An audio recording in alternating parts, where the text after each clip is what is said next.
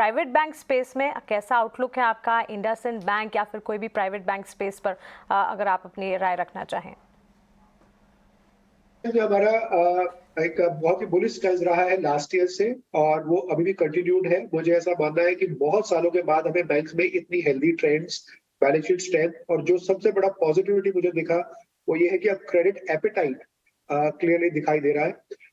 इस बात को लेके मुझे जरूर कुछ थोड़े से नियर टर्म कंसर्न्स है कि ये जो मार्जिन हम देख रहे हैं बैंक्स में इस क्वार्टर में जो देखेंगे वो शायद पीक डिप्स हो सकते हैं, तो डिप में थोड़ा सा करेक्शन आए। मुझे इस चीज का कोई नेगेटिविटी नहीं मानूंगा मैं इस चीज की, क्योंकि क्रेडिट ग्रोथ जब तक अच्छी रहेगी, ऑपरेटिंग लेवरेज, और दूसरी बात की इंटरेस्ट रेट साइकिल जो कि लाइकली पीक हो जाएगा, तो उसके बाद ट्रेजरी लेवल पे भी जो इम्पैक्ट नेगेटिव दिख रहा था वो भी शायद नॉर्मलाइज हो जाएगा। तो बैंक्स को लेके हम लोग काफी बुलिश है। प्राइवेट बैंक्स में हमारा स्टैंड बहुत बुलिश रहा है, वो अभी भी है।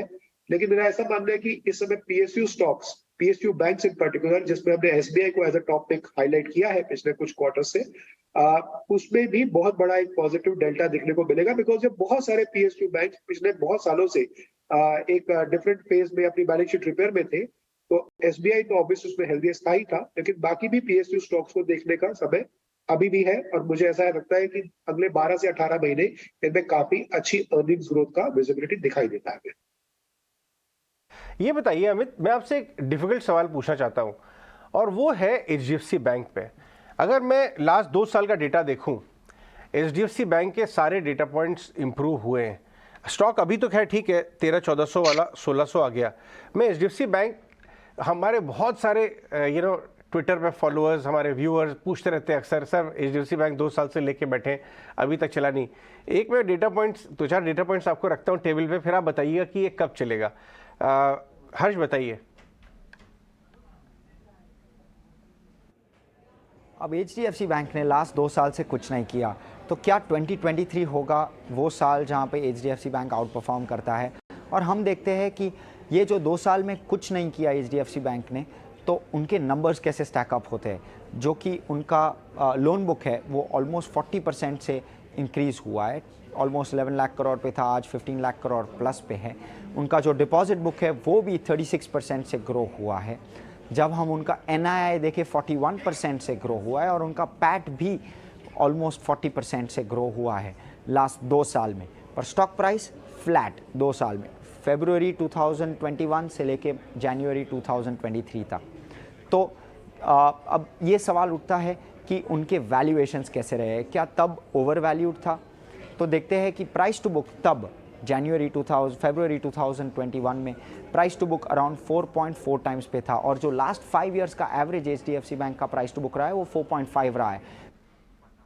अमित ये बताइए कि ये जो price correction, time wise correction HDFC bank ने देखा है, और इस वक्त के दौरान जिस हिसाब से उसके नंबर्स इंप्रूव हैं, क्या ये एक कैंडिडेट बन रहा है जहां पे फेयर वैल्यू जोन में आ गया है, या अभी ये ट्रिकी है और आप कुछ और टाइम डेटा पॉइंट्स और देखना चाहेंगे, उससे पहले बैठ लेंगे? ये बहुत ही एक रेलेवेंट आपने एनालिसिस करके दिखाया। वेरी क्लियरली एक टाइम करेक्शन भी था, और उसमें वैल्यूएशन का थोड़ा सा डीरेटिंग भी था। और अब एक चीज का, और इसमें एक बहुत ही इंपॉर्टेंट फेज था जो आपने 2021 का डेटा दिखाया, उस कैलेंडर ईयर में अगर आप देखें तो क्रेडिट ग्रोथ बहुत ही म्यूटेड था। वो क्रेडिट ग्रोथ अब स्टार्ट हुआ है। दूसरा एक बहुत बड़ा फैक्टर पिछले 3 क्वार्टर से इस बैंक में जो एक ओवरहैंग रहा है वो है मर्जर को लेकर एचडीएफसी लिमिटेड के साथ।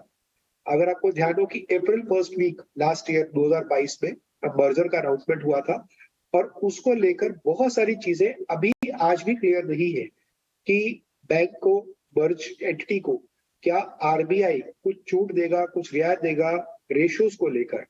अगर आप देखें कि लेटेस्ट कॉन कॉल में भी कंपनी ने इस चीज का अभी तक क्लैरिटी नहीं है, क्योंकि आरबीआई ने इस बारे में अभी तक कोई कम्युनिकेशन नहीं दिया है।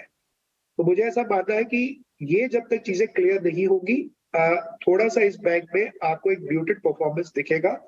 जैसे ये चीजें क्लियर होंगी और मर्जर की सिनर्जीज जो कि बहुत ही मैसिव हो सकती है इस केस में, आपको एक और मैं एक आंकड़ा दूं, अगर आप 12,000 करोड़ का प्रॉफिट इसमें मान के चलते हैं एक बेस केस, तो annualised you are looking at 47-48,000 crore of profit from HDFC bank.